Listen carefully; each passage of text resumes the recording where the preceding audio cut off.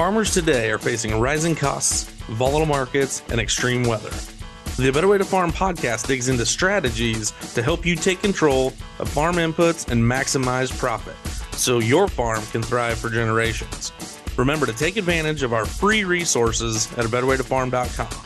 Now, from America's Heartland, here's your host.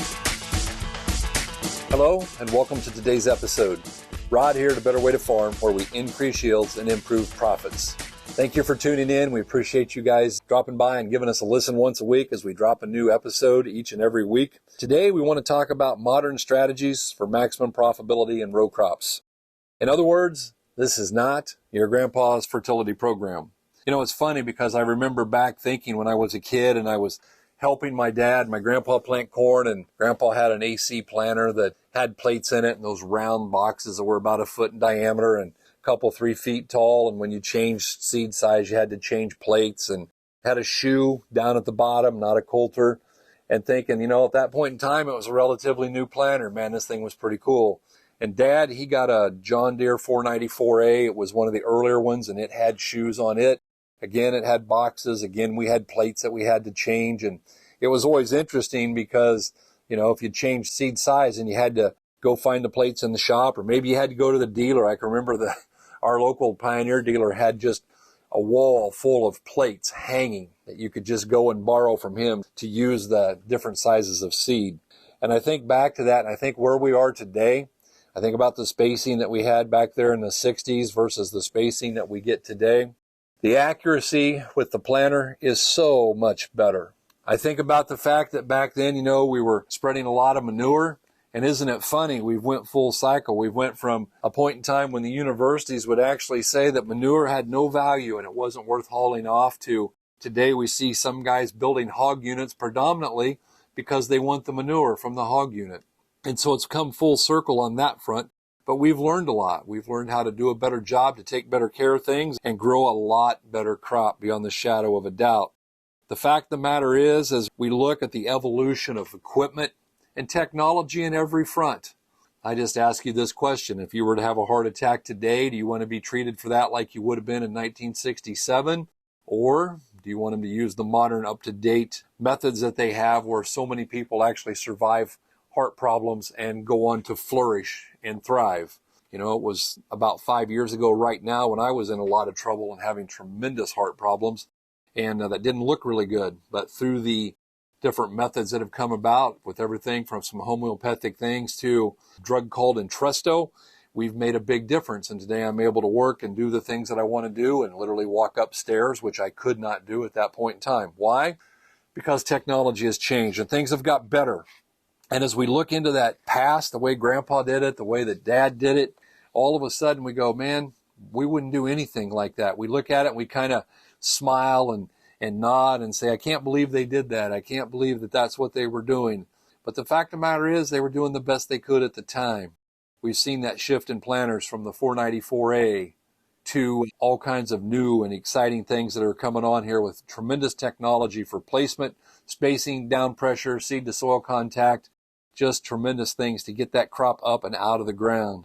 It's funny.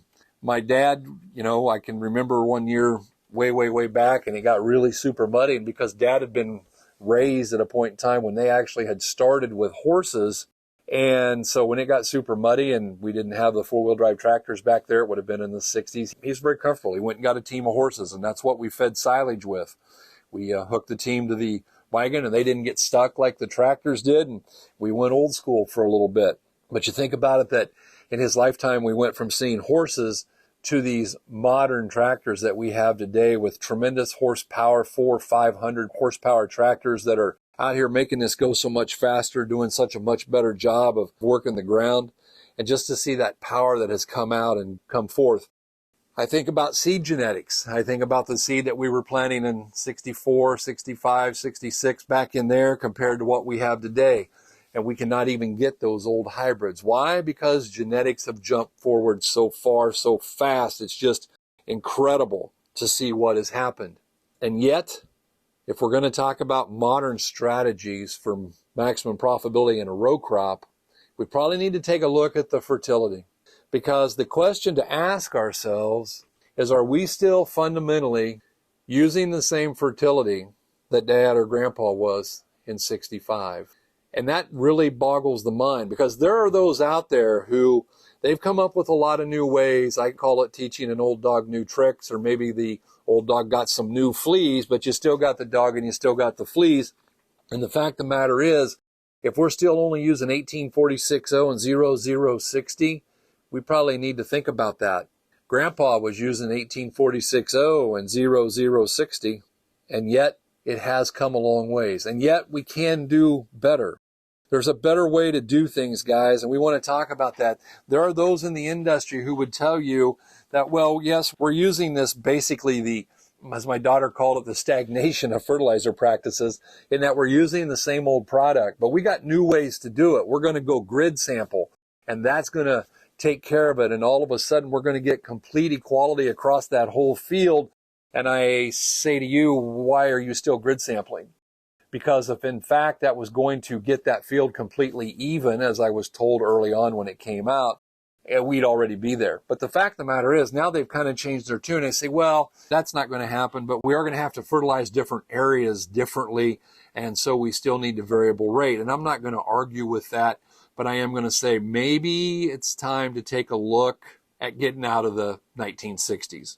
You know, the 1960s called and they said, hey, what we'd like you to do is give us back our flower children and give us back that fertilizer that we had, and why don't you go with some updated stuff and take a look at some of the new things that are out here in regards to nutrient management, a better way to manage your nitrogen. Maybe you ought to take a look at how to apply that P and that K. What can we do that would be more efficient?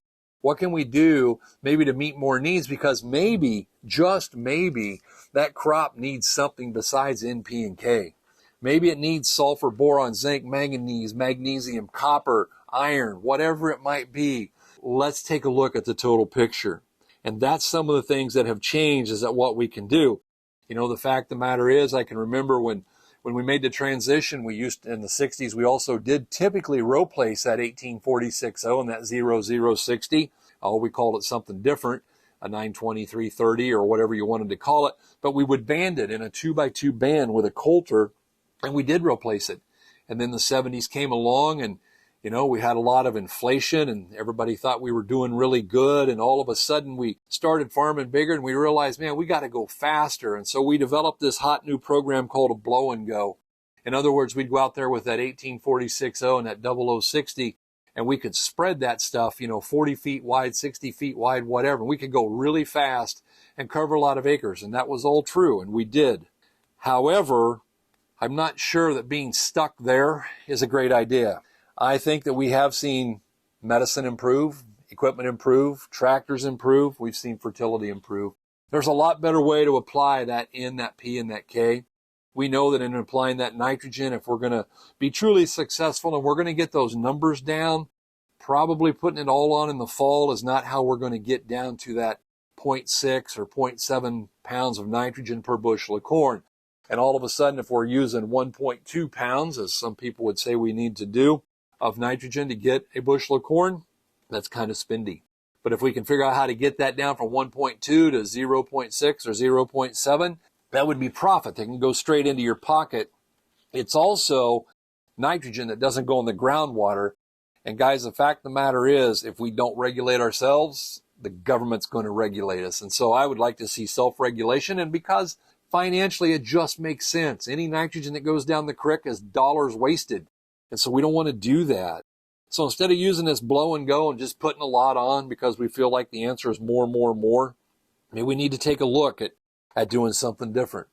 And I get people and they say, well, what's this going to cost? How's this going to impact us? What about the expense of this? And I got to learn all these new things.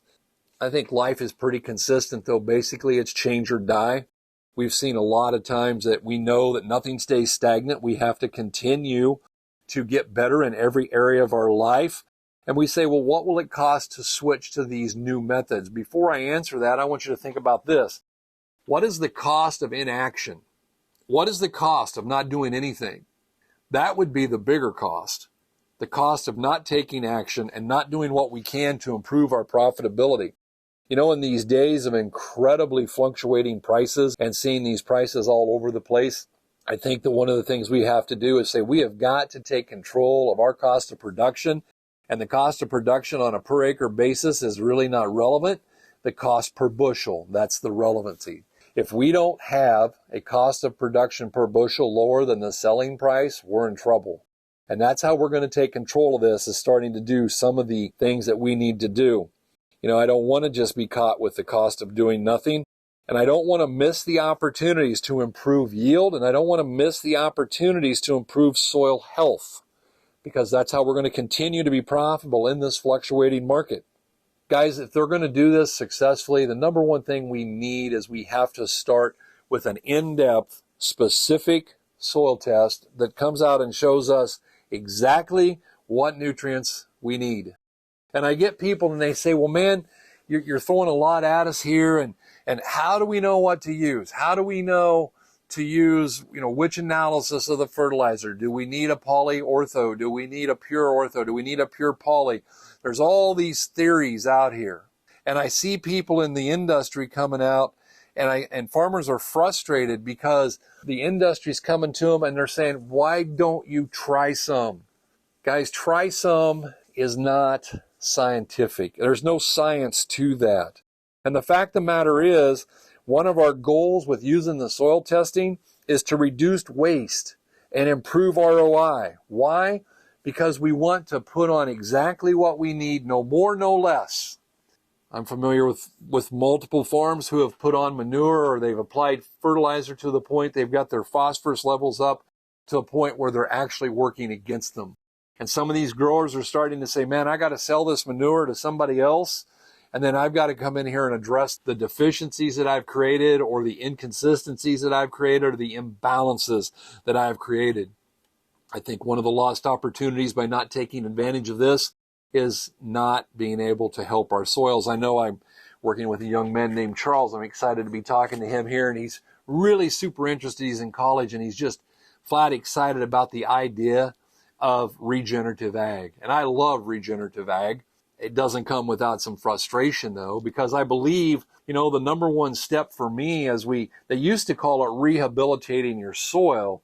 And I'm going to tell you that your soil does not need rehab. Rehab is for quitters. Rehab is for going and saying, I got a bad habit and I need to knock it off, and I got to figure out how I'm going to give that up.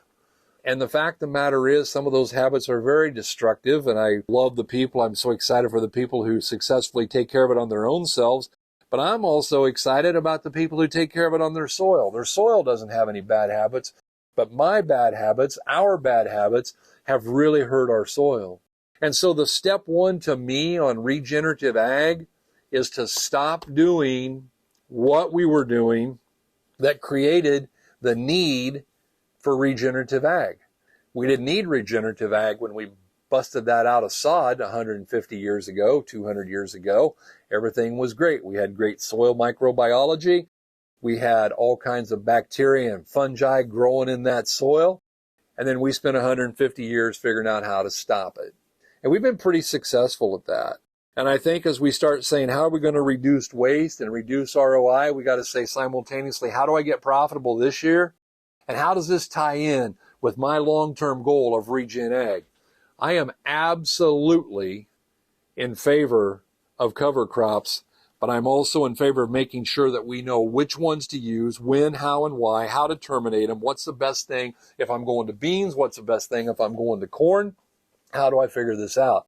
But I'm also against saying, okay, I grew cover crops to help my soil regenerate, and now I'm going to go back in the fall and put on the same thing I applied last fall, or go to the spring and put on the same high salt fertilizer that I put on. I'm going to put a whole bunch of it on, and it's a zero-sum game. While simultaneously trying to improve that soil health, let's knock off the things that are hurting us, and let's talk about that. And we know for a fact, for instance, if you want mycorrhiza to flourish in your soil, you have to have adequate boron. And if we don't have adequate boron, we don't get those to flourish the way that they should. And all of a sudden, what really opened my eyes and said, hey, how many different micronutrients impact how many different soil microbes? And guys, there's so many microbes in the soil, we haven't even named them all. We don't know what they are. We don't know what they do. I'm relatively comfortable that they're important. I'm relatively comfortable that they're part of the key to getting that soil to regenerate. And as we take a look at that, that's what we're going to do. Working with a better way to farm, we're going to customize those recommendations. We see people say, well, you should use our liquid fertilizer, and how much? Well, I don't know, try 5 gallon, try 10 gallon, try whatever it is. What about micronutrients? Yeah, you should use some. How much should I use? Well, I don't know, try this. We got Z and B. We got these 5 micros in one jug. They're just exactly the right amount for every field, for every person. Guys, that's just hooey. That is abject, not true. Just not true. And the fact of the matter is, that's what makes this whole thing work, is the science. How do we recommend specific fertilizers? How do we recommend specific micronutrients? How do we recommend specific rates? Science. We've known for the last 30 years, when we pull those tests, we run them through Midwest Labs, we run them through the computer, and we come back with the rates that get you an ROI. And that's really, really important. You're not out here saying, hey, maybe I should just try some. One of the big questions that people have is they say, okay, I want to do this. Who's going to guide me through this process? It's funny, I was in church last week, and Andrew, he shared the scripture that talked about the fact that a blind man cannot lead a blind man, for they shall both fall in a hole. And I think part of the problem we've got is sometimes we have a blind man leading a blind man here. Someone wants to lead us through making this transition, but they've never really successfully done it. They sell something, they take the commission on it, but they don't have the science behind what they're doing. And if you want someone that you can guide you through this process, then I recommend you find someone who's got the soil testing and the experience to do that, because there's a lot of options out there. And there's more options every day. I got a text today from one of our guys in Illinois, and he was talking about a new product that he tried, and it abjectly didn't work, but they didn't say where to use it or how to use it. They just said, my favorite 2 words in the world, try some. He tried some, spent a significant amount of money, and got nothing. And so, guys, we'd like to avoid that. That's not what we're after here.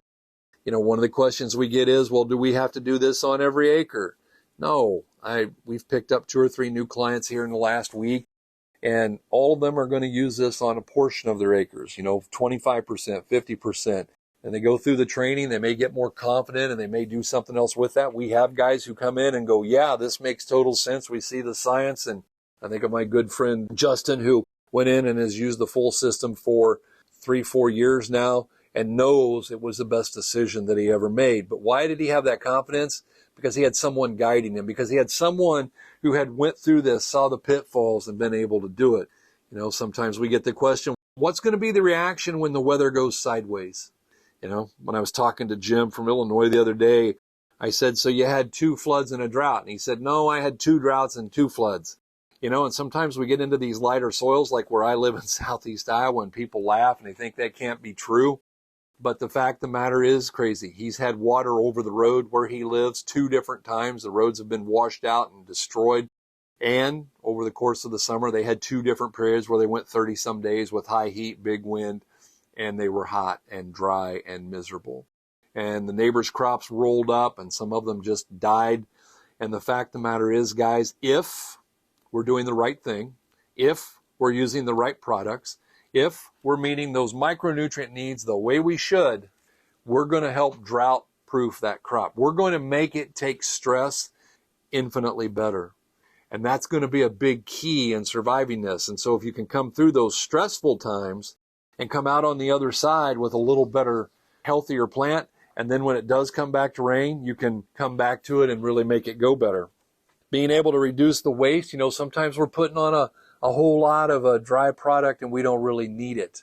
I look at so many soil tests and guys with, P1 test of 50 parts per million, and they're still putting on 150, 200 pounds of 1846O or 1152O. That's not a good use of money.